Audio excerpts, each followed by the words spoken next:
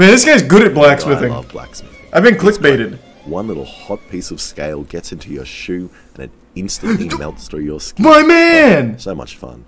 And my arms are also covered in Oh, he got lucky. burns as well. Watch YouTube's worst blacksmith makes an axe. It's just gonna be a video of me or something when I was making my katana.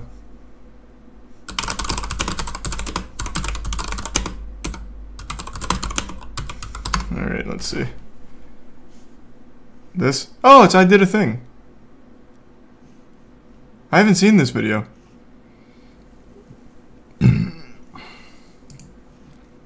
Hi. How you going? You know what was great? Arts and crafts as a kid. Ah, I miss it. There's nothing more entertaining than getting a bunch of toddlers, pasta, paint, and a liter of glue and mixing them all together in a classroom to release their creativity. And what made it even better was that the materials... My mom kept usually all of food that shit products, too. Meaning, if you ever got hungry, I had you so could much just talent. eat some pasta or some glue. But arts and crafts is a bit different now as adults, as building materials aren't really edible. Yeah, it is kind of sad. Adult glue isn't quite the same either. It's also become quite gendered. The men don't play with pasta towers anymore, it's just not masculine enough. So instead, their arts and crafts involve danger and hitting things together with fire and hammers. So today, I'm going to do some That's of this. my least favorite. Oh, he's wearing two gloves, Also you enjoy pussy. A wide selection of glue. Just let the scales hit your hand and burn them for 2 weeks like a real man. My fucking fingers still aren't fully Now, I'm healed. not a very good blacksmith. I've only done it a couple of times and my products were pretty garbage. But regardless, I found it fun and want to do it again. And this Thanks, time, I guess I want to sandwich. make something that looks impressive, that involves moving a lot of metal. Maybe a nice big double-headed axe. Do I need an axe? No. I've got a chainsaw for cutting trees. And I also don't need to chop firewood to keep warm, as my government is doing a great job of keeping the country nice and toasty by themselves. And now that I think about it, I'm not sure why double-headed axes exist. Yes, they look cool, but so does this axe pistol. Like, That is pretty cool. Practical to have two heads. Like, unless you're a super talented lumberjack that's able to cut 2 trees at once with a beautiful front and back motion. True, I But guess. besides that, it just seems like extra weight to carry around and a great way to axe yourself in the face. Actually, I could totally see that working. If you're going for like horizontal strikes, you can maybe pinball it back and forth between 2 trees that are just the right distance apart. So you hit there and then on a backswing hit the other way. You just kind of get like a little windshield wiper motion going maybe. I could see it working. Like in the most ideal of circumstances, that would probably never actually happen, but there's definitely an argument to be made. When one side gets dull, you switch to the other. And what are you, like an axe scientist? Yeah, My kinda idea just makes more talked sense. myself out of building a 2-headed axe, but I still want an axe that I can shake out the car window at crappy drivers. Now, my plan was to get my granddad's old hammerheads, flatten them both down into axe shapes, and then weld them together, and then slap on a handle. But then There's I your sub remembered El what he Mago. wrote in his will.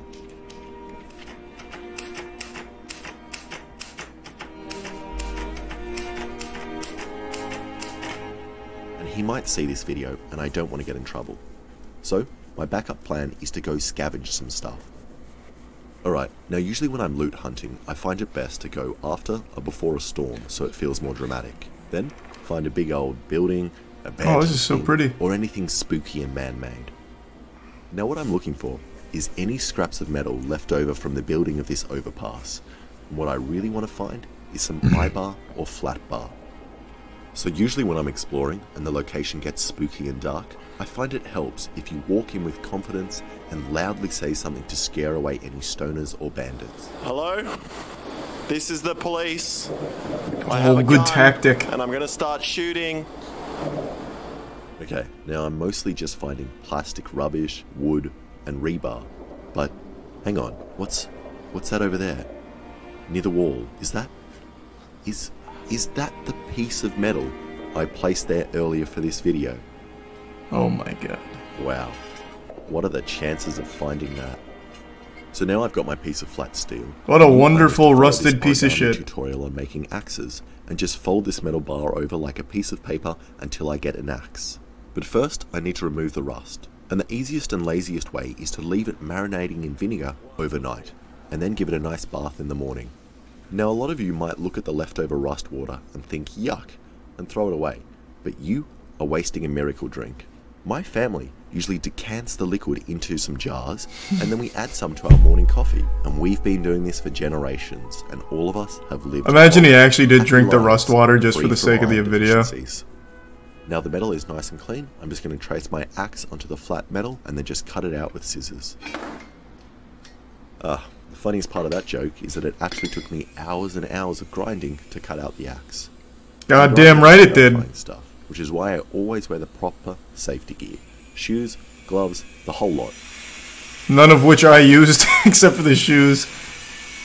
Oh, yes, assless chaps, my man. The assless chaps joke. But what do you want me to do? I ruined my best pair of Levi's for that original joke, and I plan on getting my money's worth. You're going to be seeing a lot more cheeks from me in the future.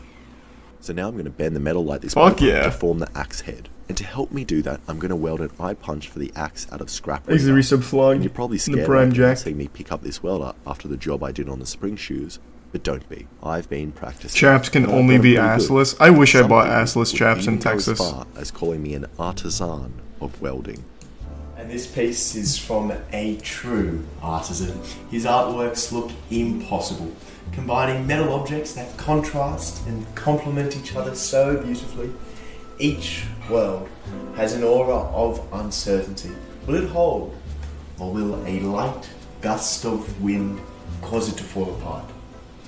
Some say that the fragile nature of his art is a representation. You would rock them? I don't know, man. I'm not exactly cheeked up. Excuse me, I have Hank Hill ass. Another olive in my drink? Sorry, sir, but we have a 12 olive limit per customer. Oh, okay.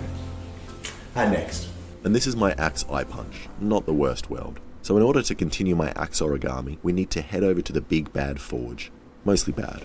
So I'm placing it in the forge so that only the center thinnest bit heats up. Alright, so the middle section is nice and hot, so I'm going to take it out and give it the old bend around.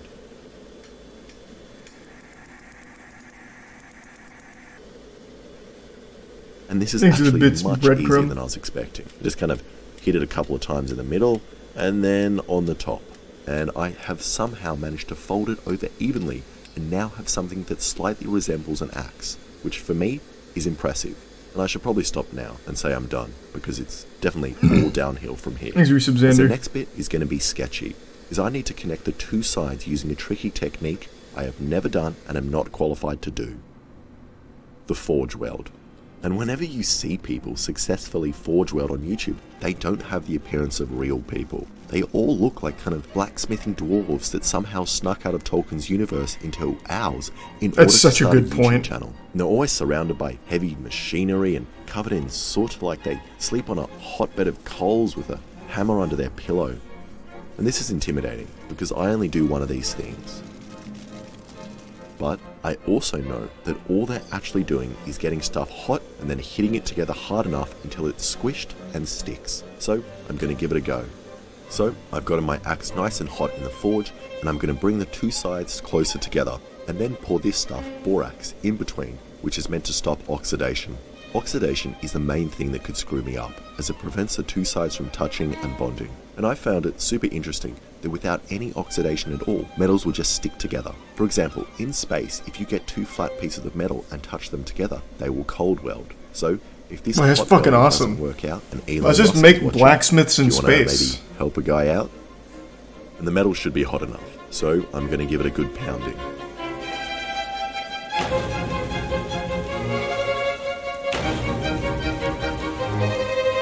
There's Risa Oyster.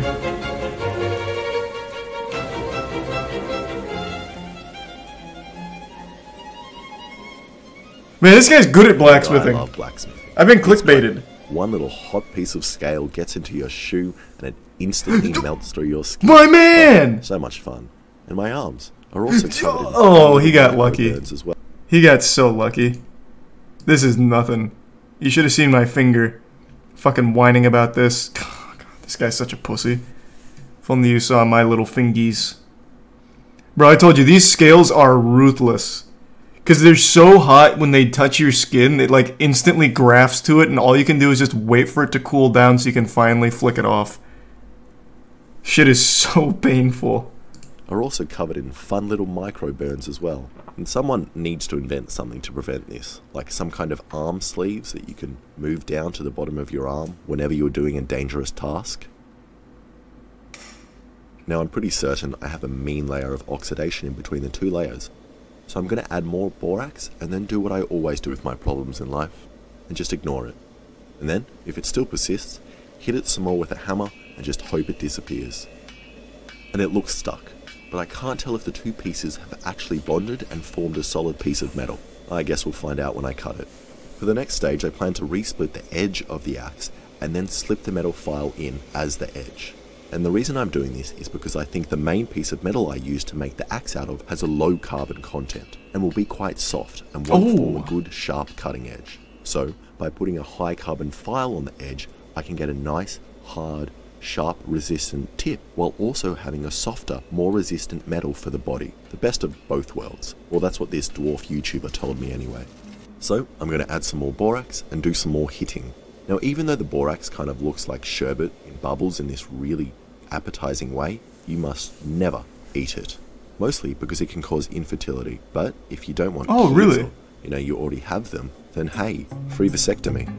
And this file is stuck in there pretty good, but the axe is looking a little mank compared to its former self. So I've got some options. Either I throw it away and buy an axe online. Borax is ant poison as well? That makes sense. It up. And I could do with lengthening my videos, so I went with the later option. Okay, so I'd spent hours cleaning and grinding the axe until it emerged from its cocoon as a beautiful butterfly. And some parts of the axe look pretty, and others don't. This is kind of how I feel about it.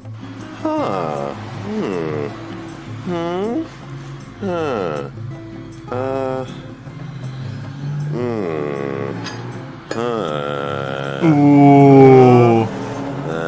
The tang isn't pristine. It looks like we've run into a problem. Eek. And when I say we, I actually mean me. You probably find my pain enjoyable. So it looks like the file has not properly welded into the rest of the metal, and there are some cracks here. And that's probably because of the incredible amount of oxidation I built up on the axe. But I reckon it's nothing an artisan of welding like me can't fix. Ignoring that, axes don't have tangs. Welding seemed to work really well, and the two sides stuck together without a visible seam. I hope you don't know what you're talking about. Proud. So now I need to decide what to do with the black scale that is covering the axe. And I'm modelling this after a Viking axe. So if you look at pictures of their axes, they are always covered in scale. Like look at this one. It's completely covered in dirt. Those Vikings were pigs. And that's why I've chosen not to spend hours and hours scraping it all off. It's not because I'm lazy, I'm just being historically accurate. So now onto my favourite and scariest part of the build, the heat treat. If there are any problems with the axe, this will be when it fails, hopefully dramatically on camera in slow motion. And halfway through heat treating the axe, it started to rain, so I smartly decided to cover my forge in a big piece of flammable wood. Okay, so just the carbon edge of the axe has reached a bright red temperature. Barefoot blacksmithing is very, very bold. Oil to harden the edge.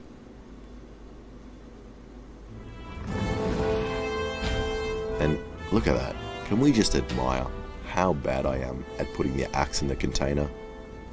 So one thing the blacksmith that taught us said to do is spin it around. A hardened edge. So when you put it in, you need to give it like some spins. Because if you dunk it like that in and out, you basically create like a little pocket of air each time, so it doesn't actually get fully quenched. The rest of the video. And because I'm not happy with the axe head, I'm going to take the approach of every WOG family that owns a house in a crap area and overcompensate by blinging it out as a distraction. But first, I'm going to attach the head to the handle with a wedge to stop it flying away like my last axe.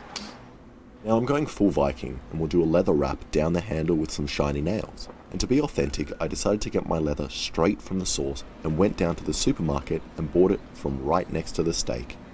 And as I'm twisting the leather down the handle in a cross pattern, I'm using little nails to crucify it in place. Is it gift subs trash? Good to see you. Hope you're doing well. Which is something to catch your eye. Wow, this looks really good. Not like my last video. So I've decided to etch on my logo, and my options are to use acid or a Dremel tool. But after all that glue, I'm not sure I can handle any more substances. So I'm going to do it by hand with a Dremel tool.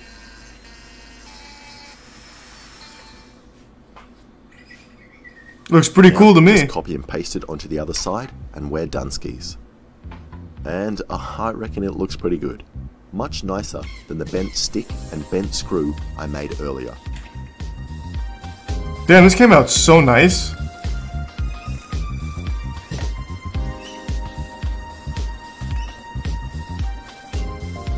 Now, I want to test it, and I originally planned to just chop some wood with the axe. Let's I was go. great at doing this, but it wasn't enough of a challenge. But then I remembered a video I saw earlier of the ultimate Chad, Gary, testing out his knife. Hey, we watched this video a long time ago.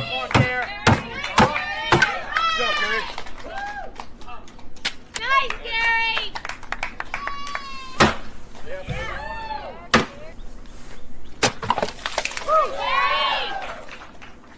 And in my opinion, this is the only way to test things. So, I built Is a it similar prime smooth? obstacle course to test the strength of my axe. Come on, Gary. Oh, fuck yeah. Come on, Gary.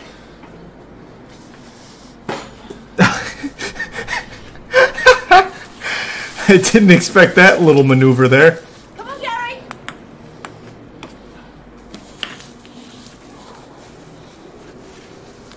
Nice job. Oh my god, it's nuts. Holy shit, it's sharp. Come on, come on, come on, Gary. You can do it.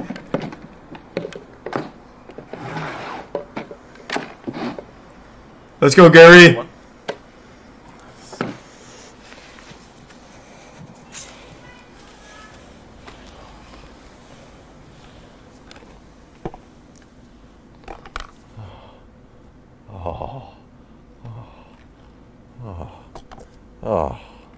This is my favorite part of the obstacle course. Are you a mindless consumer that loves buying What an crap ad on the segue. internet? Well, today's sponsor, honey, is perfect for you.